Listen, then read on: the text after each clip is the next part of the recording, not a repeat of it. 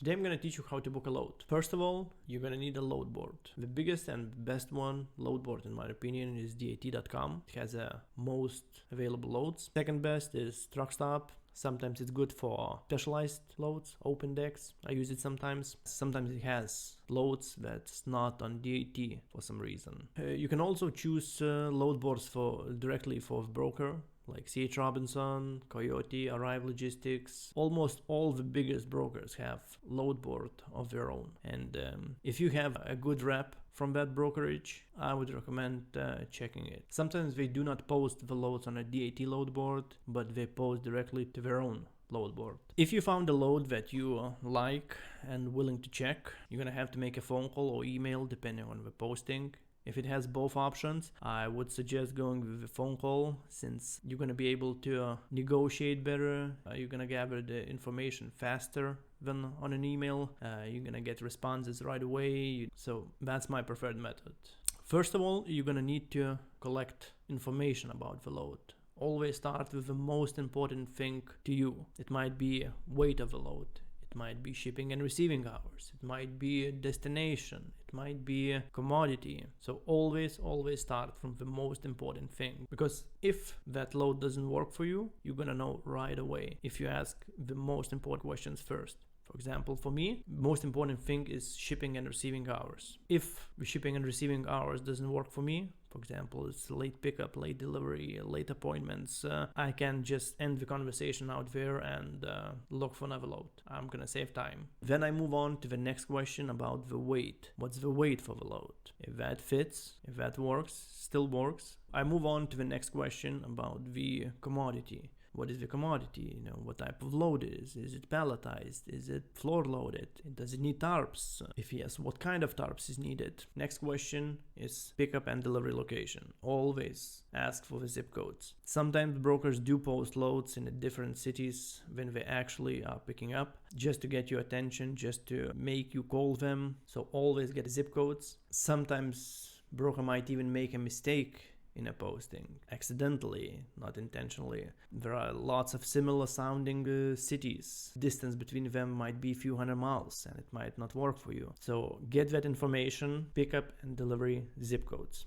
After you collected all the information, all the necessary information, only then ask for the rate or give a rate if that's your preference. Because if you give rate before knowing all the information, you might misquote it. The load that picks up late or delivers late is totally different load from the one that picks and delivers on a regular business hours. After you get a rate or you give a rate to the broker, you start negotiating. If you haven't come to an agreement, you're gonna have to start doing the process again, looking for the load, calling the broker, collecting information, quoting, negotiating, and do it until you find the one that you're willing to do for agreed rate. If you agreed to do the load with a broker, you're gonna need to collect his information, his MC number. After you get his MC number or company name, always check his credit rating. Always. If you're using factoring company, you have to use a factoring company system to check the credit rating to see if they approve it. If you're not using factoring company, you're gonna use independent credit system check to check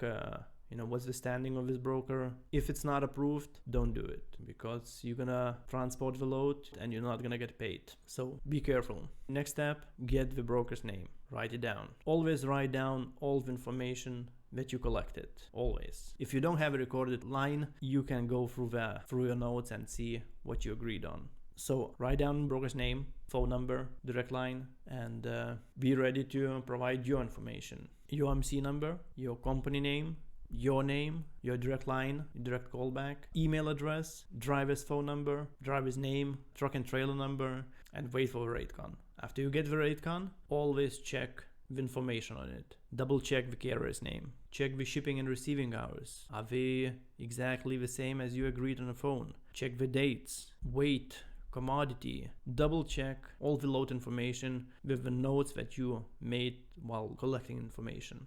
If there's any differences, always get changes in writing. email also works. So either broker can make changes on the rate con and resend it again, or he can send it by email stating that it was a mistake and the correct information is what it is. So get all the notes, all the changes in writing. This way is going to be easier if something's going to go wrong, and as always something might go wrong. There's one more thing. You might need to get set up with a broker if you haven't done business prior. Most of the brokers uses online packets like RMIS, like MyCarrier packet, onboarding, DAT onboarding. There's plenty of them. Some of them are easy, some of them are more complicated. It can be done in like 10-20 minutes. Some of the brokers use this old-fashioned model like PDF files, PDF contracts, sign them, fill them, and send your packet along. Your packet should include your MC authority, your W-9, your insurance, your notice of assignment if you are using factoring company. Well, once you've done a setup, wait for a rate confirmation. If the rate confirmation is not being sent to you right away, I mean like in 10-15 minutes, something fishy is going on. Maybe the broker doesn't have a load. Maybe the broker is trying to secure the load. Maybe he's trying to sell it for cheaper. Always push the broker if he doesn't send it like in 10-15 minutes. Give a call back, double check what's going on. Why haven't you received the rate con? Maybe he wrote down the email address incorrectly. Always be in touch. Call them, bug them. If you feel that something is fishy, say that you're not willing to wait and you're going to be looking for another load if you're willing to look for another load. Once you get the rate confirmation, always check if there are any notes, penalties, special requirements like tracking, bill of lading requirements, anything.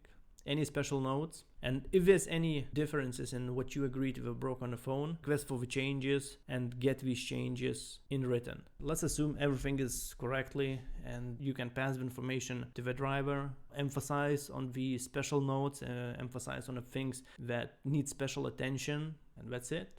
You booked a load. If you liked this video and if it provided information that was useful and interesting for you, please hit like, subscribe. There's more videos to come. I'm gonna teach you how to book loads, how to negotiate with brokers, basically how to dispatch. It doesn't matter if you want to dispatch yourself, being an owner operator, or you want to dispatch for other carriers. I'm gonna teach you in a proper way. Hit like, subscribe, and see you soon. Full disclosure, we are a dispatch service company, so shoot us an email if you think that we could help you, and we will see if we can.